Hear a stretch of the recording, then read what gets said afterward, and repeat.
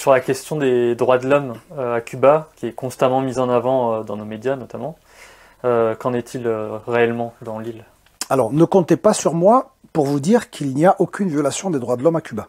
Je suis incapable d'émettre une telle affirmation pour le quartier où j'habite à La Réunion. Donc, je ne vais pas avoir la prétention de formuler une opinion à l'échelle d'un pays de 100 000 km² et de 11 millions d'habitants. En revanche, si je veux me faire une idée précise de la situation des droits de l'homme à Cuba, je n'ai qu'à me référer aux rapports annuels publiés par une institution telle qu'Amnesty International. Et lorsqu'on lit le rapport annuel d'Amnesty International, alors il faut savoir qu'Amnesty International ne peut pas être taxée de pro-castriste ou de pro-cubaine, puisqu'elle n'a plus accès au pays depuis 1988. Les autorités cubaines ont décidé que les rapports d'Amnesty International étaient biaisés et refusent l'entrée des envoyés spéciaux d'Amnesty International dans l'île. Mais vu l'expérience, vu le prestige, vu l'importance d'Amnesty International, c'est l'organisation qui est le mieux à même à formuler, qui a différents relais, une opinion et à rédiger un rapport sur la situation des droits de l'homme à Cuba.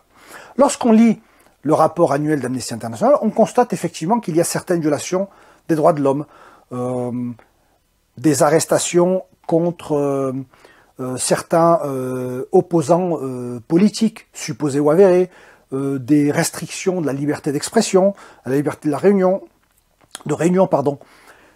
Ensuite, une fois qu'on a fait ce constat, pour pouvoir formuler et avoir une image plus globale, il suffit de comparer le rapport annuel d'Amnesty International sur Cuba avec les autres rapports concernant le reste du continent. Et que constate-t-on?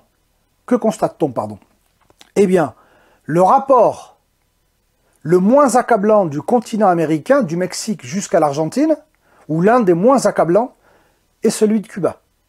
Moi, j'invite les téléspectateurs à prendre le dernier rapport d'Amnesty International sur Cuba, à prendre le dernier rapport d'Amnesty International sur la France, à effectuer une comparaison des deux rapports, et vous allez être surpris, le plus mauvais élève n'est pas celui que l'on croit.